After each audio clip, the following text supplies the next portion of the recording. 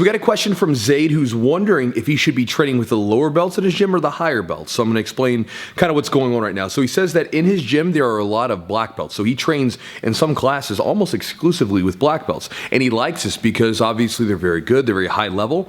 But he says when he plays against them, it's almost 99% defense. So that's kind of the bad thing. He never really gets a chance to play with his offense.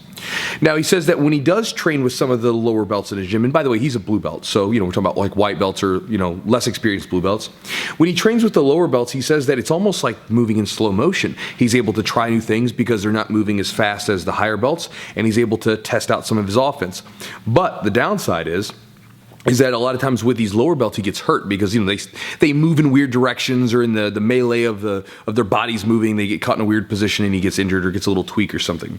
So his question really is do you have to mix it up with the lower belts and the higher belts, or could he simply just train with the higher belts for a long period of time and then be good with that? So Zaid, first, I can't speak today. Zaid, thank you for the question, brother. And I was thinking about this when you asked this question. I went back to my days as a white belt in early blue belt, and I thought about kind of what happened, because when I first started training, I was in a gym where there really was not a lot of new people, because when I started back in 2003, this wasn't really that popular of a thing. Nobody really knew what it was. When I would tell someone I was doing jiu-jitsu, they would ask me like, what is that? And I would have to tell them, well, have you ever seen that thing where people fight in a cage? And they would say, yeah. I'm like, well, it's like that, but take out the punches. And they thought that I was crazy. But when I was thinking about this, I was thinking about me and my buddy, Chris. Because when I first started, I started with a good friend of mine named Chris. And when we began, we were the brand new guys in the gym. And I got beat up by everyone else but Chris. And then Chris was like the only guy that I could practice stuff in. And he was gone for a while, but he started training with me about 6 months in. So when Chris was training with me at that time period, I would get wrecked by everyone else in the gym, but I would have this one guy that I could kind of work some of my techniques off of. I couldn't just smash him, but I could at least try things against him, because we were kind of an equal skill level. So I would get smashed by everybody else, play defense, and then with him, I had a chance to play offense.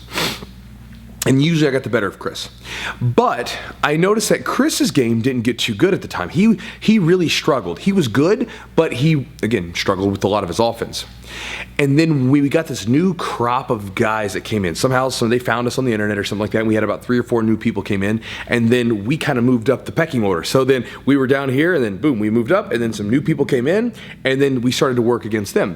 And that was really where I saw Chris and myself both shoot up as far as our offensive capability, because we had been, getting our defense, honed in by going with the higher belts that were all there. And then when we were going with these newer people, the people that were under us, less experienced than us, we had a chance, just like you said, you roll with them and it slows down a little bit, the pace. And then I had a chance to all right, well, let me try this move that I was learning. And I actually had a chance to hit the offense. And that's where, I can remember Chris and I both, where we saw our offensive capabilities shoot up.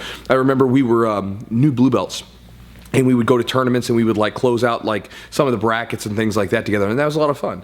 And so I think that in your situation, you're absolutely right. When you go against the higher belts, it's very cool. They're very technical. And when you roll with them, they're going to rub off on you. You're going to know what good jiu-jitsu feels like. And you're not going to be at risk of so many injuries because they're a little bit safer. But the problem is that you have to roll with those people that are less experienced than you, or maybe at the same skill level, because you have to have a chance to play offense, right? You have to have a chance to try something out and know what it feels like to go 100%, because when you go against a higher belt, if you catch them in something, most of the time they're probably letting you work a little bit, or they're trying something else out, or whatever. But when you go against someone where you're going 100% and they're going 100% and you catch them in it anyway, that's when you kind of really get a feel for whether or not this technique's going to work.